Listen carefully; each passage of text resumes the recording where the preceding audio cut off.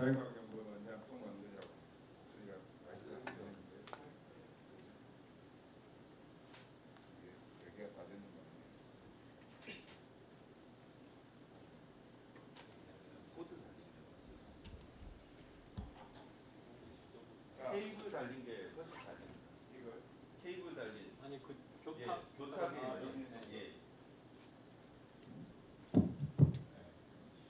여기 뒤에 바로 가까이에 두고 네 저는 사회과학 원장 송원근이라고 합니다. 반갑습니다. 그 사회과학으로 세상 알기라는 이 강좌를 사실은 이제 작년에는 저희가 공립대 육성 사업이 이렇게 참여를 못했고 올해부터는 사회과학연구원이 조금 더 지역사회에 한 걸음 다 같이 물론 이제 학부생들도 같이지만 그런 차원에서 사회과학으로 조금 학생들이 이 세상을 조금 더 이렇게 쉽게 이해했으면 좋겠다 이런 차원에서 8번의 이제 강좌를 만들었습니다. 그래서 전체 강좌는 아마 나가시는 거나 들어오시면서 8번 강좌 프로그램이 있고 오늘부터 격주로 화요일 날 물론 이제 시간이 4시라서 사실 일반인들이 이렇게 회사를 빠지고 와야 되는 분들도 있어서 쉽지는 않은 결정이었는데 어쨌든 이건 학부생들을 위한 프로그램이고 학기 초라서 그런지 아마 학부생들의 참여가 오늘은 그렇게 많지는 뭐 거의 적은데요. 다음부터는 저희가 조금 홍보를 조금 다르게 조금 해야 될 것 같은 생각도 듭니다. 그래서 오늘은 한 20분 정도, 지금 15분 정도 전에 하지만 주로 이제 지역에서 오셨는데 첫 시간으로는 우리 이성민 쌤은 뭐 워낙에 조금 유명한 분이시고 여러분들 금방 그 제가 소개됐습니다만은 책도 쓰셨고 지금 최근에 관해서는 우리나라 재정과 관련해서 특히 윤석열 정부 들어서 세수가 굉장히 많이 분건하고 작년에도 50몇 정도요 들을 거쳤다 이런 얘기를 하고 올해도 그만큼 또는 뭐 그 이상으로 세수가 덜 거치는데 이게 걱정이 아닐 수 없습니다. 저만 걱정을 하는지는 모르겠습니다만은 그래서 이렇게 걱정을 같이 나눠주실 우리 이상민 박사님을 모시고 재정과 세금이라는 제목으로 오늘 강의를 듣겠습니다. 자, 큰 박수로 맞아주시면 고맙겠습니다. 예, 안녕하세요. 반갑습니다. 저는 그 나라살림연구소에서 일하고 있는 이상민이라고 합니다. 너무 기분이 좋네요. 여기까지 와서 이 재정 얘기를 하니까 기분이 좋은데, 근데 생각해 보면은 내가 왜 우리 국가 재정까지 알아야 되냐라는 근본적인 이 질문이 있어요. 아니 여기 오신 분 참 대단해요. 왜 재정까지 내가 알아야지?라는 생각이 있는데, 근데 저는 정말 재정은 반드시 알아야 된다라는 생각이 들어요. 왜냐면은 그러니까 제가 한 작년인가요? 재작년인가? 그 철학 공부하고 있는 제 친구가 갑자기 뭐 술 먹다가 이상한 소리 하더라고요. 저는 세상에서 제일 이해가 안 가는 게 현대 철학을 모르고 사는 사람이 정말 이해가 안 가 막 이러더라고요. 저는 뭐 철학이라고는 전혀 모르는데 아니 왜 그러냐라고 했더니 아니 우리가 어떻게 사고하고 하는 게 다 이게 철학적인데 어떻게 이거를 모르고 사람들은 살지? 그래가지고 저도 되게 그 말을 듣고 깜짝 놀랐어요. 저는 무슨 생각이 드냐면은 사람들은 어떻게 재정을 모르고 사는 게 저는 이해가 안 간다라는 말을 했는데, 왜냐면은 재정이라는 게 우리가 부자가 되고 가난한 사람이 되는 굉장히 크리티컬한 역할을 저는 한다고 생각을 해요. 우리가 언뜻 생각해 보면은 부자도 있고 가난한 사람이 있어요. 누가 부자가 되고 누가 가난한 사람이 되는지를 생각해 보면은 시장에서 보이지 않는 손이 부자와 가난한 사람을 정한다라고 우리는 생각을 해요. 근데 저는 그렇게 생각하지 않아요. 물론 그것도 맞긴 맞는데 틀린 말은 아닌데, 이 보이지 않는 손도 있지만 보이지 않는 발도 있다라고 저는 생각을 하고요. 보이지 않는 손 모르시는 분 아무도 없죠. 보이지 않는 발 아시는 분 있어요? 없죠. 왜냐면 제가 만든 말이거든요. 아직 히트를 못 치는 히트를 이게 제가 몇 년 전부터 계속 말하고 다니고 있는데 아무도 몰라 아무도. 그래서 저는 보이지 않는 손이 시장에서의 자원 배분을 가르는 거라고 한다면, 보이지 않는 발은 열심히 돌아다니면서 밑에서 예산을 가져 따다 쓰는 거를 보이지 않는 발이라고 저는 그 생각을 하고요. 뭐 저는 보이지 않는 발이라고 생각했지만 그 린드블룸 교수 이 미국에서 정치학을 이 대학에서 가르치고 저 대학에서는 경제학을 가르치는 뭐 말도 안 되는 분이죠. 그 리누볼룸 교수는 저는 이 마켓과 마켓 시스템은 다르다라고 말씀을 하셨는데 뭐 제 말과 비슷하다고 생각합니다. 보이지 않는 발이 바로 마켓 시스템. 우리는 마켓 속에서 살고 있다고 생각하지만 사실은 마켓 시스템에서 살고 있다. 이 마켓 시스템에서 어떤 사람이 부자가 되고 어떤 사람이 가난한 사람이 되는 거기 때문에 반드시 재정을 알아야 된다라고 저는 생각을 합니다. 자, 우리 그 재정에 굉장히 큰 에포크가 있다고 생각을 해요. 91년도. 자, 91년도는 전 세계 진보 이 지식인들이 사상을 변환시켰던 계기죠. 이산이 아닌가 봐. 자, 뭔지 다 아시죠? 예, 공산주의 그 무너지면서 소비에트가 무너지면서 이산이 아닌가 봐 하면서 전 세계 진보적 지식인들이 사상을 전환했던 게 91년도라면 저는 이 2008년도는 전 세계 보수적 지식인들이 사상을 전환했다라고 생각을 해요. 이산이 아닌가 봐. 실제로 IMF 보고서를 보면은 2008년 이전의 보고서들을 보면은 굉장히 보수적이죠. 근데 2008년 이후 보고서들을 보면은 이게 같은 조직이 맞나 생각을 해요. 노벨 경제학상만 보더라도 2008년 이전 노벨 경제학상과 2008년 이후 노벨 경제학상은 완전히 그냥 다른 그런 세계가 됐고요. 그런 의미에서 2008년도부터는 이거는 국가의 재정 역할이 굉장히 중요하다라는 그런 의식이 있고요. 실제로 이 그래프를 보면 2008년도 갑자기 국가재정, GDP 대비 국가재정 비율이 확 늘어났죠. 그리고 나서 또 최근에 GDP 대비 국가재정 비율이 어마어마하게 늘어난 시점이 있습니다. 코로나. 그래서 우리는 이 세계 완전히 사상적으로 변했다. 2008년 금융위기 그리고 코로나 위기 때 국가 재정이 얼마나 중요한지 사상적으로 변했는데요. 자, 이것은 GDP 대비 우리나라 이 국가 지출 비율입니다. 자, 빨간색 GDP 대비 우리나라 국가 지출 비율은 거의 꼴찌나 마찬가지죠. 뭐 다른 이 OECD 국가들은 GDP 대비 국가 지출 비율이 한 50% 내외예요. 놀랍잖아요. GDP 대비 국가가 쓰는 돈의 비율이 50% 내외 정도가 되는 게 OECD 평균인데 우리나라는 뭐 한 38% 정도 거의 꼴찌죠. 뭐가 꼴찌예요? 국가 규모가 꼴찌다라는 얘기인 거고 그래도 아예 꼴찌는 아니라고요. 뒤에 있는 나라 한번 볼까요? 뒤에 있는 나라 보니까 콜롬비아, 코스타리카 그렇습니다. 자, 우리나라가 콜롬비아를 이기니까 막 국뽕이 다 차오르시죠? 자, 우리나라는 콜롬비아를 이겼다고 해서 국뽕이 차오르기에는 이미 너무 선진국이고 그런 의미에서 무슨 소리다? 꼴찌다. GDP 대비 국가 지출 비율이 우리나라는 굉장히 꼴찌다라는 얘기입니다. 자, 이게 무슨 의미냐? 이게 내 삶과 무슨 관계가 있냐라고 생각해 보면은 우리 삶과 직접적인 영향을 미치고 있다라고 저는 생각을 합니다. 자, 이게 바로 가계금융복지조사인데요. 22년도 우리나라 가구 소득의 평균 보면은 6,700만 원입니다. 자, 우리나라 가구 소득 평균이 6,700만 원이야? 생각보다 되게 높네. 나는 평균도 안 되는데 내 연봉이 6,700만 원 안 되면 나는 평균도 안 되나? 오해예요. 자, 1인 소득이 아니라 가구 소득이라고 했습니다. 그래서 저랑 제 와이프 이 소득을 다 합친 그 가구 소득 평균이 6,700만 원인데 그래도 6,700만 원은 생각보다 높네? 라고 생각할 수도 있지만요. 자, 6,700만 원을 어떻게 구성되고 있냐면은 근로소득만 보면 4,300만 원이에요. 저랑 제 와이프 둘 근로소득을 합친 평균이 4,300만 원이면은 이 정도는 내가 4,300만 원 우리 와이프랑 제 근로소득 합치면 이거보다 좀 넘을 것 같은데 그럼 뭐가 다 합쳐서 6,700만 원일까요? 보면은 공적 이전 소득이 22년도에 625만 원입니다. 자, 국가가 우리 가구에 주는 소득이 625만 원이에요. 자, 우리 여러분들 가구 소득이 작년에 국가로부터 625만 원 정도는 다들 받으셨나요? 혹시 625만 원만큼 우리 가구가 못 받았다 하면은 여러분은 평균 이하입니다.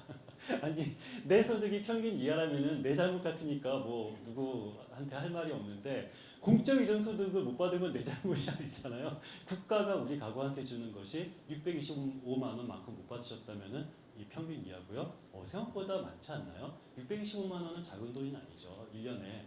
자, 소득 하위 1분위로 볼까요? 소득 하위 1분위를 보면은 610만 원이에요. 소득 하위 1분위니까 하위 20%죠. 하위 20% 가구 소득을 보면은 1,400만 원입니다. 자, 1년에 1,400만 원 벌면 상당히 어렵겠죠. 근데 그 1,400만 원이 어떻게 구성되어 있나? 공적 이전 소득이 600만 원이 넘어요.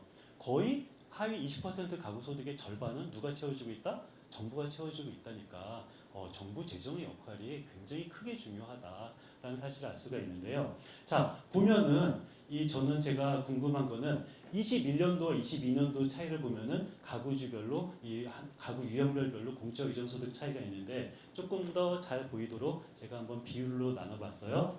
우리 그 21년도와 22년도 공적 이전 소득이 어떤 분위는 증가했고 어떤 분위는 감소했는데요. 소득 하위 1분위, 2분위를 볼까요? 1%, 즉 1.8% 증가했고 1분위는 2분위는 오히려 감소했어요. 자, 1분위가 1.8% 증가했다는 얘기는 물가 상승률보다도 적어요. 물가보다도 공적 이전 소득이 늘지 않았네. 오히려 감소했네. 4분위, 5분위 볼까요? 7% 이상 증가했어요. 자, 5분위만 하더라도 꽤 소득이 좋거든요. 아까 보면은 아까 그 5분위 공적 이전 그 전체 가구 소득을 보면은 1억 4천만 원이었어요. 괜찮죠? 상위 20% 괜찮습니다. 1억 4천만 원인데 이 1억 4천만 원 버는 5분위 가구에게 공적 이전 소득이 어떻게 됐어요? 7% 늘고 1,400만 원밖에 못 버는 하위 20% 1분위 공적 이전 소득은 오히려 물가 상승률보다도 이 인플레이션 비팅을 못했다라고 보여지는데요. 자, 다른 자료를 볼까요? 우리 가구주 성별에 따라서 남성 가구주 같은 경우는 공적 이전 소득이 4% 증가했고 여성 가구주 같은 경우는 공적 이전 소득이 2% 증가했어요. 그리고 한번 또 이걸 볼까요? 한부모 가구 같은 경우는 공적 이전 소득이 마이너스 5.9%고요. 노인 가구는 플러스 5.8%, 다문화 가구는 마이너스 11%입니다. 자, 무슨 소리인지 아시겠죠?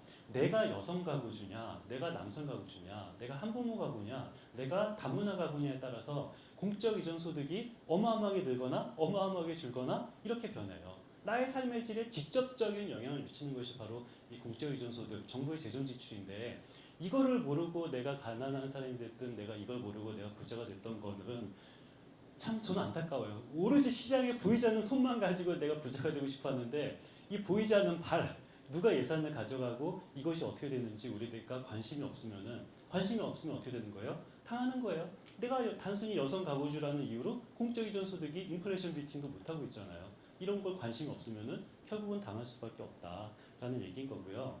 자, 시장보다 시장 체제가 더 중요하다라는 가장 드라마틱한 그래프가 저는 이 그래프라고 생각하는데요. 우리 불평등을 보면은 뭐 진위계수든 소득 5분위 비율이든 낮으면 낮을수록 평등해지는 거고 높으면 높을수록 불평등해지는 겁니다. 자, 이것은 시장 소득이거든요. 시장 소득 불평등도는 어때요? 좋아졌나요? 뭐 좋아지진 않고 거의 그대로 가거나 뭐 조금 나빠지거나 그래요. 뭐 우리 생각과 비슷해요. 시장 소득의 불평등도는 하나도 개선되지 않았다예요. 자, 그런데 우리 가처분 소득의 불평등도를 볼까요? 가처분 소득이라는 게 뭡니까? 세금 낼 거 내고 복지 권리 누릴 거 누리고 자, 실제 가처분 소득의 불평등도는 굉장히 많이 개선됐어요. 언제부터요? 2012년 정도부터 박근혜 정부 때부터 가처분 소득의 불평등도 엄청나게 좋아지고 그리고 문재인 정부 들어서도 이 불평등도 엄청나게 좋아지고 최근 들어서는 뭐 이러고 있긴 하지만 아무튼 시장 소득과 이 가처분 소득의 이 차이가 어마어마하게 벌어지고 있다. 자, 이게 무슨 소리예요? 우리 불과 10여 년 전만 하더라도 시장 소득이든 가처분 소득이든 거의 차이가 없었어요. 이게 무슨 소리예요? 국가가 괜히 존재한 거예요.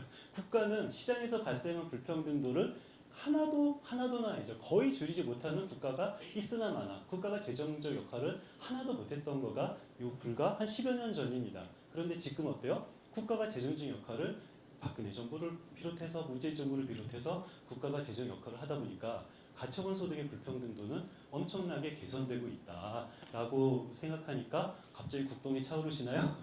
자, 한번 OECD 국가와 비교를 해보죠. 자, 이거는 시장 소득 이 빈곤율이고 이건 가처분 소득 빈곤율이거든요. 자, 시장 소득 빈곤율을 보면은 한번 프랑스 볼까요?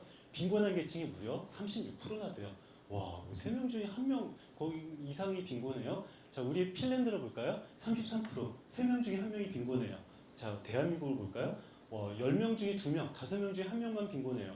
우리나라 빈곤율이 이렇게 낮아요. 막 국뽕이 막 차오르시죠? 자, 가처분 소득 빈곤율을 볼까요? 자, 우리나라 시장 소득 빈곤율은 20%인데 가처분 소득 빈곤율은 한 15%입니다. 한 5%포인트 낮아졌죠? 프랑스 시장 소득 뭐 어마어마하게 빈곤한 사람 많죠? 그냥 다 가난한 사람 천지예요. 한 10명 중에 4명 가까이가 가난한데 가처분 소득 빈곤율을 볼까요? 놀랍게도 10%도 안 됩니다. 8.4%입니다. 자, 핀란드 가처분 소득 빈곤율 볼까요? 5.7%예요. 자, 빈곤한 사람이 5.7%밖에 없다는 얘기는 내가 빈곤하기 싫은 사람은 아무도 빈곤하지 않다는 얘기예요. 아니 우리나라도 그렇고 핀란드도 그렇고 이 빈곤보단 간지가 더 중요한 사람이 있어요.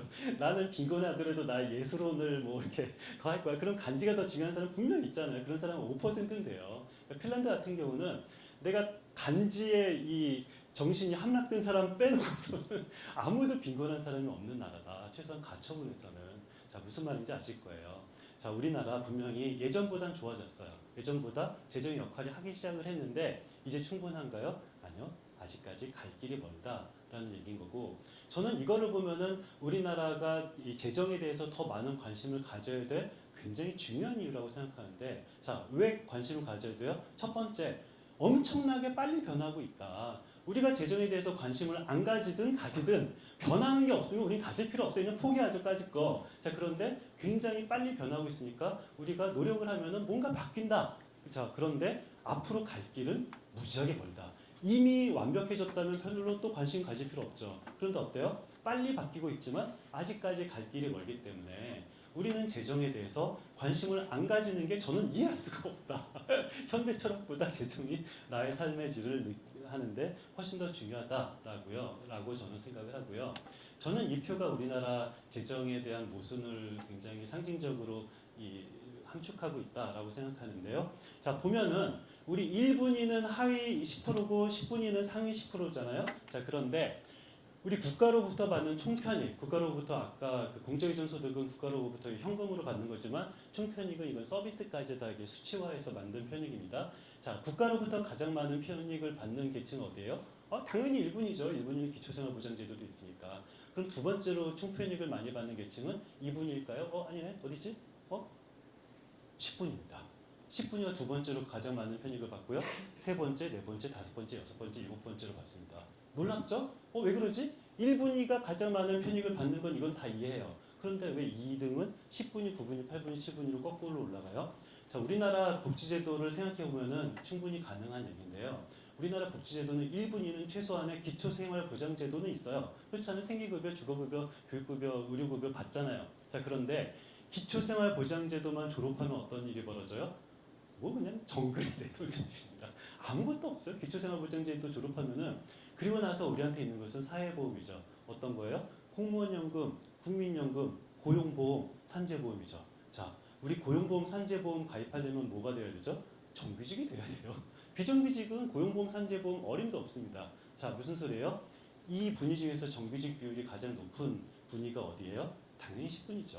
정규직 비율이 높은 분일수록 국가로부터 이런 총편익 이 권리를 더 많이 누리게 되어 있다라는 것이 우리나라 재정제도의 가장 그 중요한 핵심 얘기인 거고요. 자, 그래서 저는 요 우리나라 올해 그 정부 지출이 657조 원이에요. 657조 원을 쓰는데 보이지 않는 손 외에도 저는 보이지 않는 발, 657조 원을 누가 가져가냐가 굉장히 우리 삶의 질을 결정적으로 영향을 미친다라고 저는 생각을 하고요. 뭐 재정학 교과서에서는 이 예산을 가져가는 집단을 철의 삼각형이라고 교과서에서는 말하고 있습니다. 철의 삼각형은 뭐냐면은 관료, 이익 집단, 정치인 이들이 657조 원을 누가 가져가는지 이 세 철의 삼각형이 정한다라고 재정학 교과서에서는 써져 있고, 제가 좋아하는 김희국 신부님은 이게 오각동맹이라는 개념을 쓰더라고요. 오각동맹을 보면 뭐냐라고 보니까 정, 재, 관, 학, 언 이 오각동맹이 예산을 가져간다라는 거예요. 오각동맹은 어떠한 충격에도 굴하지 않고 자기들이 연대를 하는데 연민을 기초로 뭉치는 못난 이들의 연대는 너무도 연약하다. 이들은 뭐 657조 원을 가져갈 수가 없다라고 오각동맹을 표현하는데, 저는 뭐 오각동맹이나 이 삼각, 철의 삼각형이나 보이지 않는 발이나 다 똑같은 개념이라고 뭐 생각하고요. 오각동맹 되게 멋있죠. 왜 보이지 않는 발이 히트를 못 치는지 이런 거 보면 보이지 않는 발보다 오각동맹이 훨씬 멋있어. 그래서 보이지 않는 발 이게 히트를 못 치고 있다라는 생각도 듭니다. 자, 뭐 그 관련돼서 제가 요약을 했으니까 한번 관심 있는 분들은 한번 보시고요. 자, 그래서 예산이라는 것은 저는 한마디로 말해서 정치 투쟁의 결과이자 기록이다라는 역시 이 좀 저명한 학자는 뭔가 말을 해도 이렇게 되게 멋있게 해요. 정말 멋있지 않아요? 도대체 예산이 뭐냐? 정치 투쟁의 결과이자 기록이다라는 이 굉장히 멋진 말이 있고요. 저는 이 말은 정말 맞는 말이다 된다라고 생각을 합니다. 자, 그런 의미에서 여태까지는 부흥회였어요. 왜 우리가 여기까지 와서 예산을 배워야 되냐라는 부흥회였고, 이제부터 한번 제대로 이 재정을 한번 보자라는 얘기입니다. 자, 재정을 보는데 가장 중요한 그 개념은 저는 이 재정의 트릴레마라고 생각을 해요. 트릴레마 혹시 들어보셨나요? 딜레마는 다 들어보셨잖아요. 딜레마는 뭡니까? 모순이잖아요. 이거 하려면 저걸 못하는 거. 트릴레마는 뭐예요? 삼중 모순입니다. 셋 중에 하나는 반드시 못한다라는 게 바로 트릴레마인데요. 재정의 트릴레마는 뭐냐면요. 이게 그 부채, 재정 건전성, 부채는 우리는 어떻게 생각해요? 국가 부채는 적으면 적을수록 좋은 거 아니야? 라고 생각이 들죠. 건전하면 좋은 거 아니야? 불건전한 게 좋지는 않잖아요. 부채는 적으면 좋다라고 생각을 합니다. 자, 지출은 어때요? 많으면 많을수록 좋죠. 제가 요 내년도 예산안이 발표가 됐는데 그 재량 지출이 딱 0.8%만 늘어요, 올해보다. 그래서 이제 며칠 전에 기자한테 전화를 받았는데 재량 지출이 0.8%밖에 안 느는데 이게 무슨 문제가 있을까요? 묻더라고요. 그래서 저는 그냥 한마디로 말했어요. 기자님 연봉이 0.8%밖에 안 늘면 어떤 문제가 생겨요? 바로 이해를 하더라고요. 아니, 국가 지출은 많으면 좋은 거고 연봉도 많으면 좋은 거예요. 이거는 복지에도 지출 많이 하면 좋고, 이런 뭐 R&D에도 지출 많이 하면 좋고, 국가 지출은 무조건 좋은 거예요. 연봉은 많으면 좋은 것처럼 국가도 지출을 많이 하면 무조건 좋은 겁니다. 자, 그리고 세금은 어때요? 적으면 적을수록 좋죠. 나는 세금 안 내고 국가는 지출 많이 하고 국가는 부채 안 늘리면은 제일 좋은 거죠. 근데 이게 물리적으로 가능합니까? 이건 물리적으로 불가능한 거예요. 이게 바로 재정의 트릴레마인데, 그렇기 때문에 우리는 정치인들은 이 세 개를 다 할 수 있다라고 말을 해요. 말이 안 돼요. 물리적으로 불가능한 겁니다. 그렇기 때문에 우리는 어떻게 해야 됩니다? 우리는 이 세 개의 균형을 적절하게 잡아야 되는 게, 어떻게 적절하게 균형을 잡아요? 이 재정학자가 이렇게 방정식으로 균형을 잡을까요? 이거 아무도 성공하는 학자 없고요. 당연히 정치적으로 정해야 되는 겁니다. 우리가 부채는 어디까지 허용을 할 것인가? 세금은 어디까지 늘릴 것인가? 그리고 국가 지출은 어디까지 늘릴 것인지, 이 삼중 균형을 잡는 거가 바로 저는 정치의 핵심이다. 그리고 이게 재정 관리의 핵심이다. 이것이 바로 재정의 트릴레마인데, 아무튼 정치인은 이 세 마리 토끼를 다 잡을 수 있다고 모든 정치인은 주장해요. 그런데 국민은 현혹되면 안 돼요. 이 세 마리 토끼는 절대 동시에 잡을 수가 없다. 무엇을 포기할 것인가를 우리는 얘기를 해야 된다라고 생각합니다. 자, 재정을 통해서 우리 국민들이 가장 재정에 대한 오해의 근원은 뭐냐면요. 저는 국가 재정과 가정 살림을 혼동해서 생각하는 거라고 생각하거든요. 무슨 소리냐면은 가정 살림의 원칙과 국가 재정의 원칙은 정반대예요. 완전히 정반대예요. 가정 살림 원칙 모르는 사람 아무도 없거든요. 내가 수입이 늘면 어떻게 해요? 아니, 소고기 사 먹고 지출 좀 사치 좀 해도 되는 거죠. 수입이 늘면은. 자, 내가 수입이 줄면 어떻게 해요? 한우는 사 먹으면 안 되죠. 허리띠를 졸라매고 당연히 지출을 줄여야 되죠. 이거 모르는 사람 아무도 없죠. 가정살림 원칙이 너무도 쉬우니까 국가재정 원칙도 가정살림에 비유해서 이해하는 사람들이 있어서 저는 너무도 안타까워요. 자, 국가재정의 원칙은 뭘까요? 여기가 내수가 안 좋아요. 내수가 안 좋으면 국가 입장에서 세수입이 줄겠죠? 세수입이 줄었다고 가정살림처럼 허리띠를 졸라맬 수 있어요? 큰일 납니다. 어떻게 해야 돼요? 내수가 안 좋아서 세수입이 줄면은 지출을 더 늘려서 경기를 부양해야죠. 자, 경기가 과열이에요. 경기가 과열이어서 세수입이 막 들어와요. 세수입이 막 들어오면은 수입이 많네. 수입이 많으니까 지출을 확대할까요? 가정살림이라면 그렇지만 국가는 큰일 납니다. 오히려 어떻게 되는 겁니까? 지출을 더 줄여서, 수입이 많으면 지출을 줄여서 경기 변동성을 완화해야 되는 거죠. 자, 그런데 언론 보도를 보면 어때요? 세수가 줄었는데 지출을 늘렸대요. 세수가 줄었는데 지출을 늘렸대요. 세수가 줄었는데 지출을 늘렸대요.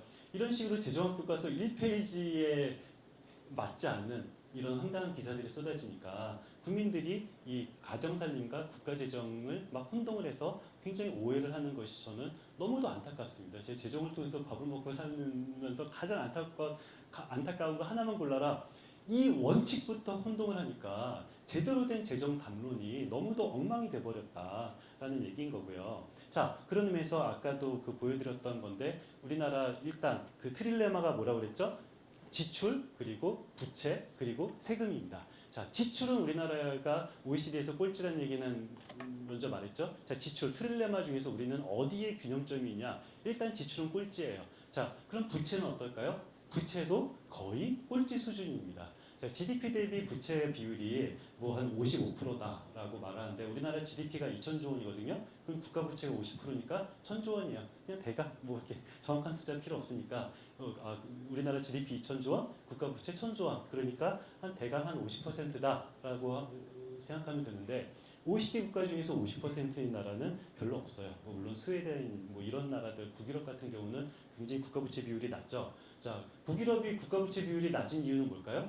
세금을 많이 거두니까. 세금을 많이 거두니까 그렇게 되겠죠. 우리 트릴레마라고 그랬잖아요. 이 북유럽은 어떻게 되는 거예요? 국가 부채 비율을 낮추는 대신에 뭘 올린 거예요? 세금을 많이 거두는 겁니다. 자, 그럼 우리나라도 국가 부채 비율을 낮추려면 어떻게 돼요? 세금을 스웨덴만큼 팍팍 거두면은 국가 부채 비율을 낮을 수도 있는 건데 이거는 각각 나라마다 그 트릴레마의 균형점은 다르죠. 자, 그런데 자, 이거는 총 부채 비율인데 제가 좋아하는 개념은 순 부채 비율이거든요. 자, 순 부채 비율이 뭐냐면요. 그냥 생각하기 쉽게 자, 저 그 부채 10억 원 있어요. 그러면 갑자기 불쌍해지나? 저 10억 원 있어가지고 그 돈 조금 벌려고 여기까지 왔나? 막 이런 생각 드시나?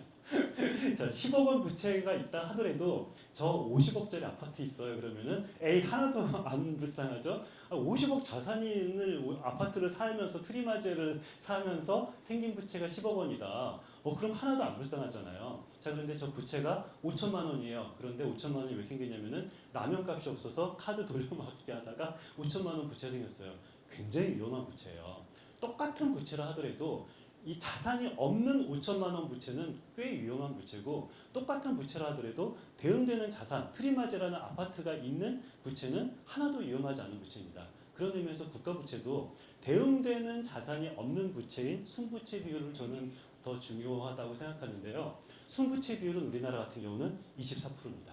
상당히 다른 나라보다 부채 비율도 낮지만 순부채 비율은 더 낮다라고 생각을 하고요. 자, 우리가 이 부채 얘기를 할 때 그 가장 많이 나오는 게 1인당 부채 비율이 뭐 2천만 원이다 이런 기사들이 굉장히 많이 나오는데요. 저는 1인당 부채 비율이 뭔지 하나도 이해가 안 가요. 이걸 왜 이해를 못하지? 언론 기사를 보면은 1인당 부채 비율 2천만 원이 이거래요. 우리나라 국가 부채가 얼마라고요? 1,000조 원이랬잖아요. 자, 1,000조 원인데 우리나라 인구가 몇 명이에요? 5천만 명이랬잖아요. 1,000조 원을 5천만 명으로 나누니까 1인당 2천만 원이다 라고 언론에서 써져 있습니다. 이해되세요? 저는 이해를 못하겠어요. 아니 이 쉬운 개념을 왜 이해를 못하지? 1,000조 원을 5천만 명으로 나눠서 2천만 원 이게 왜 이해가 안 되지? 저는 이해가 안 간다니까요. 자, 왜 이해가 안 가는지 설명해 드릴까요? 자, 생각해 보세요. 저는 와이프랑 저랑 우리 가정은 2명인데 국민은행한테 돈을 1,000만 원 빌렸어요. 그럼 1인당 부채는 얼마요? 500만 원이죠. 우리 와이프도 500만 원, 저도 500만 원. 그래서 1,000만 원 부채는 각각의 1인당 500만 원씩 부채 있다. 이거는 맞는 개념이에요. 제가 제 와이프한테 1,000만 원 빌렸어요. 그럼 우리 가족 1인당 부채는 얼마예요? 500만 원인가요? 말이 안 되잖아요. 제 와이프는 채권자고 저는 채무자인데 이게 왜 1인당 이걸 채권자 수로 나눈다라는 개념이 이건 있을 수도 없고요. 그리고 제 와이프는 채권 추심 능력도 되게 좋기 때문에 떼일 염려도 없고 뭐 이거는 말이 안 돼요. 왜 제가 와이프한테 빌린 돈을 왜 머릿수로 나눕니까? 자, 국가부채가 뭘까요? 국가부채 채권자는 누구예요? 대한민국 정부. 채무자는 대한민국 정부죠. 채권자는 누구예요? 대한민국 국채를 보유한 대한민국 국민입니다. 저 같은 저는 돈만 생기면 대한민국 국채 사고 있습니다. 여러분 혹시 재테크가 필요하시면 저는 요즘에 대한민국 국채 사는 거 좋다고 생각합니다. 아무튼 채권자는 누구예요? 대한민국 국민, 국채를 보유한 대한민국 국민이에요. 자, 이게 무슨 소리예요? 채권자인 대한민국 국민으로 대한민국 국채를 나눈다라는 게 1인당 채무라는 게 말이 안 되는 개념이에요. 그러니까 이게 대외 채무, 국민은행한테 빌린 채무라면 1인당으로 나누는 게 말이 되지만 대내 채무를 1인당으로 나누는 것은 경제학적으로는 말이 안 된다라는 고 생각을 하고요. 그럼에도 불구하고 국가부채는 그래도 낮으면 좋지. 부채가 높은 게 좋아? 자, 저는 확실한데 국가부채는 낮으면 낮을수록 좋을까요? 아니요. 국가부채는 높으면 높을수록 좋을까요? 아니요. 국가부채는 적절하면 적절할수록 좋습니다. 이것은 확실해요. 자, 우리가 그 가정살림에 비유하면은 망한다고 그랬는데 가정살림이라면은 부채 적으면 적을수록 좋고 없으면 없을수록 좋죠. 네, 맞아요. 뭐 돈 안 빌리면 좋죠. 가정살림은. 자, 그런데 국가부채를 이해하려면 차라리 기업에다가 비유를 해볼까요? 자, 삼성전자 기업 부채가 적으면 좋을까요? 아니에요. 기업 부채는 어때요? 많으면 많을수록 좋을까요? 아니에요. 적절하면 적절할수록 좋아요. 지금 투자해야 될 타이밍이라면 어떻게 해야 돼요? 부채가 아니라 달러빚을 빌려다가 투자를 과감하게 해야 되는 거고, 지금 투자할 타이밍이 아니라면 어떻게 되는 거예요? 이제는 이 기업 건전성을 위해서 부채를 갚고, 삼성전자 현금만 200조 원이 있지만 아직까지 사채도 있어요. 왜 안 갚고 있어요? 삼성전자가 바보여서? 아니, 우리보다 더 삼성전자 CFO가 우리보다 당연히 더 똑똑하죠. 적절한 부채 비율을 유지하는 것이 뭔가 삼성전자한테 제일 좋은 거고요. 우리가 내년도 더 잘 나가는 기업이 부채 비율이 낮은 기업일수록 잘 나가겠어요? 아니면 부채 비율이 높은 기업일수록 잘 나가겠어요? 부채 비율이 적절할수록 잘 나가겠어요? 당연히 적절할수록 잘 나갑니다. 저는 확신을 하는데, 이 국가 부채도 낮으면 낮을수록 좋지 않고 높으면 높을수록 좋지 않고 적절하면 적절할수록 좋다라는 건데, 자, 이 적절한 부채 비율을 그러면 어떻게 해야 되냐? GDP 대비 50%냐 60%냐 100%냐? 아무도 모릅니다. 저를 비롯해서 어떠한 재정학자도 알 수 없는 게 적절한 국가 부채 비율인데, 그런데 모든 재정학자들은 다 모른다고 생각하는데 대한민국 정치인과 언론은 다 안다고 주장해요. 왜? 현재 국가 부채 비율을 낮춰야 된다면서요. 현재 국가 부채 비율 50%거든요. GDP 대비. 낮춰야 된다고 주장하는 것은 적절한 국가 부채 비율이 50% 이하다라고 안다라고 생각하는 거예요. 그렇잖아요? 50% 이하라면 낮춰야 되는 거죠. 근데 만약에 적절한 국가 부채 비율이 60%면 어떻게 해야 돼요? 지금은 높여야 할 때죠. 저는 몰라요. 높여야 될 때인지 낮아야 될 때인지. 그런데 언론과 정치인들은, 이게 일부 정치인들은 낮춰야 된다라고 주장하는 것은 적절한 국가 부채 비율은 50% 이상에 형성되어 있다라고, 저는 모르는 사람 사실 어떻게 언론들은 알까? 저는 차라리 신기하고요.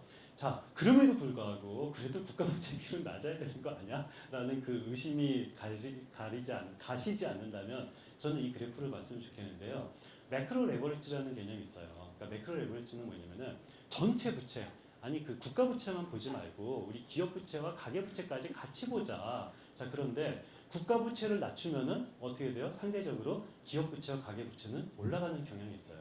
가계 부채를 낮추면 어떻게 돼요? 상대적으로 국가 부채가 올라가는 경향이 있어요. 자, 지금 우리나라 가계 부채 전 세계에서 가장 많은 수준입니다. 기업 부채는 전 세계 평균보다 조금 높은 수준이에요. 국가 부채 전 세계에서 가장 낮은 편이에요. 자, 이런 상황에서 국가 부채를 더 낮추면 어떻게 돼요? 다른 가계 부채와 기업 부채는 올라갈 수밖에 없어요. 자, 우리는 국민들에게 정확하게 말을 해야 돼요. 오케이, 국가 부채를 조금 더 낮추고 가계 부채 조금 올릴래? 아니면은 가계 부채 조금 낮추고 국가 부채 올릴래? 이것을 우리가 이 국민들에게 정치적으로 설득을 하고 이걸 설명을 해야 되는데, 우리는 이 솔직하지 않은 거죠. 그냥 국가 부채도 낮추고 세금도 낮추고 국가 지출도 높이는 이런 것을 하겠다라는 것에서 우리는 조금 더 국민들이 정확하게 알아야 된다라는 얘기인 거고요. 자, 우리 정부 지출과 정부 지출이 제일 낮은 편이다 했고요. 국가 부채 비율도 조금 상당히 낮은 편이다 했어요. 이제 남은 건 뭐예요? 세금이죠. 드디어 오늘 세금이 나왔는데, 우리 세금 수준은 어떨까? 세금 수준은 이게 OECD 평균 같은 경우는 GDP 대비 조세 부담률 같은 경우가 한 24% 정도 됩니다. 자, 우리나라 같은 경우는 GDP 대비 한 23% 정도 돼서 평균 이하다였었는데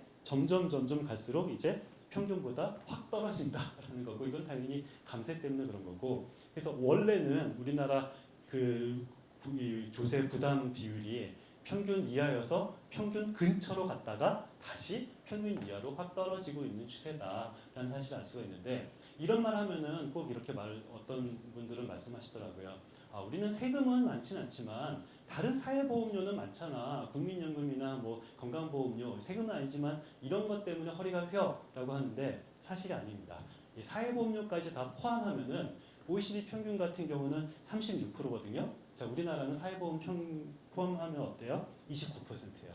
아, 사회보험료 포함하면은 훨씬 낮아요. 그러니까 세금만 보면은 평균보다 조금 낮고요. 사회보험료까지 포함하면은 OECD 평균보다 훨씬 낮다. 그래서 우리나라 그 조세는 일단 OECD 평균에 비교해서 굉장히 낮은 편이다라는 사실을 알 수가 있어요.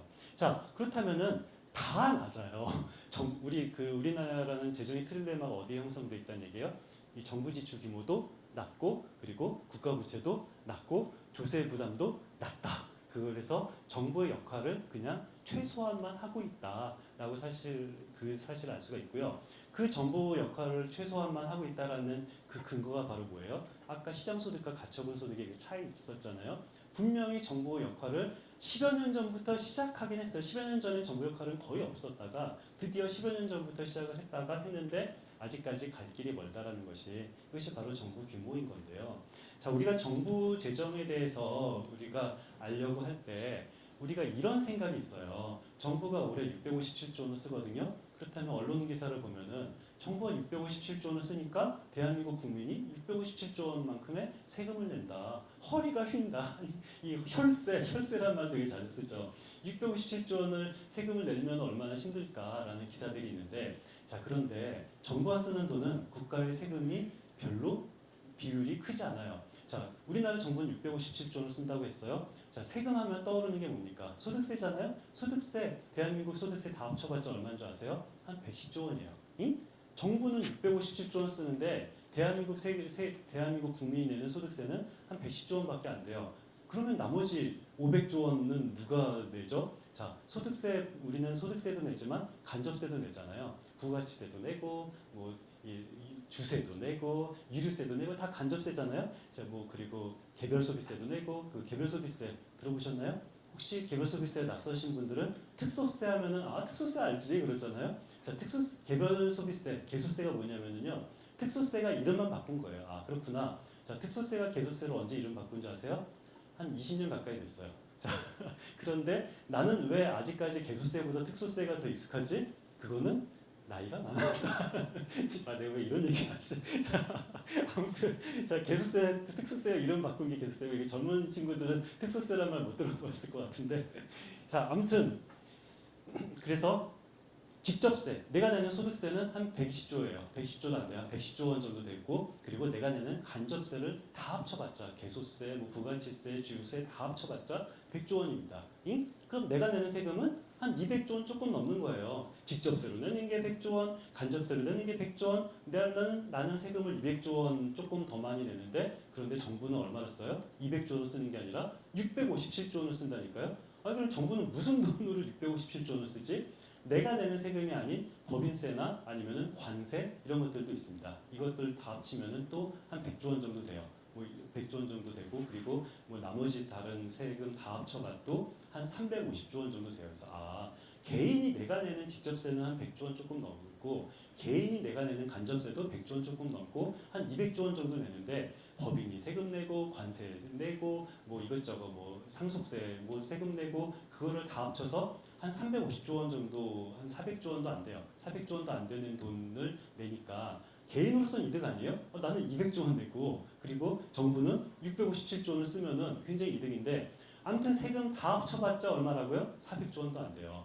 그럼 나머지는, 우리가 세금을 다 합쳐봤자 400조 원도 안 되고 한 350조 원, 370조 원 정도 되는데, 그럼 나머지 정부는 657조 원을 쓴다고 그랬잖아요.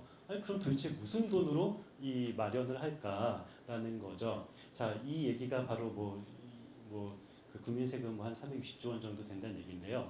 자, 그거는요, 우리가 국민연금이라고 생각하면은 편합니다. 자, 나머지는 기금이에요. 기금이 한 160조 원 정도 되거든요. 자, 국민연금이라는 게 뭡니까? 내가 여기다가 돈을 내는 거죠. 그러면은 어떻게 해요? 국가가 그것을 가지고 있다가 불리다가 다시 나한테 되돌려주는 거죠. 이건 세금이 아니잖아요. 세금이 아니라 내 저축하는 거잖아요. 내가 국민연금에 내는 것도 사회보장 기여금 국가의 총수입으로 들어오는 거고, 국민연금이 그리고 65세 이상 어르신에게 노령연금으로 지급하는 돈이 한 40조 원이 넘거든요. 자, 그 40조 원도 국가 지출에 포함되는 거예요.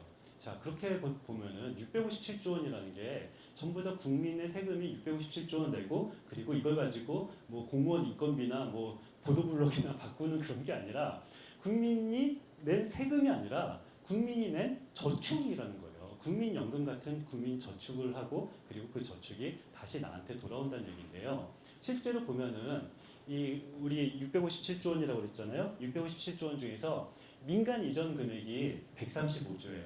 자, 657조 원 중에서 135조는 어떻게 한다? 민간한테 돈을 뿌리는 거예요. 돈을 뿌리는 것만 135조인데, 남들은 135조를 받는데 나는 이 135조 중에서 얼마를 받지라고 하지만, 아무튼 대한민국 국민 누군가 보이지 않는 발이 135조를 민간한테 가져가는 거고, 이런 것들이 바로 저는 국가를 공동구매 사업자다라고 표현합니다. 자, 공동구매 뭡니까? 내가 시장에서 배추를 한 포기를 사면은 1,000원 주고 사는데 공동구매로 배추를 100포기를 사면은 이거는 10만 원이 아니라 9만 원에 살 수가 있잖아요. 그래서 우리는 어떻게 해요? 내가 배추를 바로 사는 게 아니라 우리 아파트에서 이 통째로 100포기를 산 다음에 다시 나누면은 나는 훨씬 싸게 살 수 있는 거가 바로 공동구매잖아요. 국가도 마찬가지다. 국가도 어차피 내가 개인적으로 내가 시장에서 물건을 구매를 할 수가 있어요. 어떤 물건? 나의 그런 건강보험이라는 물건, 나의 연금이라는 물건, 이거를 시장에서 구입할 수도 있죠. 내가 건강보험이라는 물건을 시장에서 구입할 거면은 나는 한 달에 뭐 20만 원, 30만 원을 내야 돼요. 그런데 우리는 국가 건강보험에 얼마를 내요? 그냥 뭐 10만 원, 20만 원 정도를 내죠. 자, 이게 무슨 소리예요? 어차피 내가 시장에서 구매할 물건, 나의 건강보험이라는 서비스를 국가를 통해서 이거를 구매를 하면은 공동 구매를 하면은 훨씬 더 싼 물건이 있어요. 그러니까 어떤 이건 물건에 따라서 다르거든요. 서비스마다 다른데 어떤 물건은 국가가 개입하지 않고 시장에서 다이다이 거래했을 때 더 효율적인 물건이 있고 어떤 물건은 건강보험이나 아니면 우리 연금 물건, 연금 같은 서비스 같은 경우는 시장에서 다이다이 구매하는 것보다 국가로부터 공동 구매하는 것이 훨씬 더 효율적인 물건이 있습니다. 그래서 우리는 국가가 쓰는 이 657조 원의 상당 부분은 뭐다? 최소한 한 130조는 그냥 민간한테 걷어서 민간한테 다시 나눠주는 공동구매 사업자다. 그래서 우리의 세금이 우리는 소득세 120조 그리고 간접세 100조 한 220조 원밖에 안 내지만 사실상 국가로부터 받는 서비스는 657조 원의 서비스를 받을 수 있다면은 꽤 이게 괜찮은 장사다라는 생각을 가질 수가 있는데요. 자, 그런 의미에서 24년도 대한민국을 저는 한 줄로 요약하면은 우리나라 재정, 대한민국 재정을 한 줄로 요약하면은 이 건전성과 책임성 두 마리 토끼를 다 놓친 재정이다라고 저는 평가를 하는데요. 이게 무슨 소리냐면요. 이 국가 재정의 역할은 이 두 개의 균형을 어떻게 잡냐라는 거예요. 이 재정의 책임성은 뭡니까? 쓰면 쓸수록 좋다니까요. 복지에도 돈 쓰면 좋고 R&D에도 돈 쓰면 좋아요. 자, 돈을 쓰면 쓸수록 재정 책임성은 올라가는데 그 대신 돈을 많이 쓰면 재정 책임성은 올라가지만 뭐는 떨어지겠어요? 재정 건전성은 떨어지는 거예요. 오케이, 재정 건전성도 우리는 중요한 토끼죠. 자, 재정 건전성을 잡기 위해서는 어떻게 해야 돼요? 돈을 안 쓰면 안 쓸수록 건전해져요. 그러면 돈을 안 쓰면 건전해지지만 뭐는 떨어져요? 재정 책임성은 떨어지는 거죠. 자, 그래서 국가 재정의 역할은 재정 책임성과 재정 건전성 이 두 마리 토끼를 어떻게 균형을 잡냐라는 건데 뭐 두 마리 토끼를 다 잡는 것은 어려워요. 저보고 기획재정부 장관 하라고 해도 두 마리 토끼 다 하면 못 잡아요. 그걸 어떻게 잡습니까? 그런데 두 마리 토끼를 다 잡는 것도 어려운 일이지만 두 마리 토끼를 다 놓치는 것도 대단히 어려운 일이거든요. 그런데 그 어려운 일을 해낸 거가 바로 24년 대한민국 재정이다라는 거고요. 자, 그 어려운 일을 이거 정말 쉽지 않아요. 이거 진짜 여러분이 기재부장관 해도 쉽지 않아요. 이 두 마리 토끼 중에서 한 마리는 이게 잡을 수밖에 없는데, 자, 그런데 그 어려운 일을 해낸 원동력이 뭐냐? 바로 세입이 줄어서 그래요. 자, 재정 책임성 토끼를 놓쳤다라는 제 말의 근거는 뭐냐면은 올해 정부 지출이 작년보다 2.8% 증가했어요. 자, 물가가 얼마나 증가했어요? 2.8%보다 많이 증가했잖아요. 작년에 물가 3.6% 증가했거든요. 물가는 3.6% 증가했는데 올해 정부 지출은 2.8% 증가했어요. 책임성이 올라갔어요, 내려갔어요? 당연히 책임성 내려간 거죠. 자, 우리 책임성이 내려갔으면 건전성이라도 지켜야죠. 그런데 건전성 토끼도 놓쳤다라고 말하는 제 말의 근거는 정부 수입은 작년보다 마이너스 2.2%예요. 수입이 마이너스 2.2%입니다. 자, 수입은 줄었는데 지출은 늘어났어요. 건전해졌어요? 불건전해졌어요?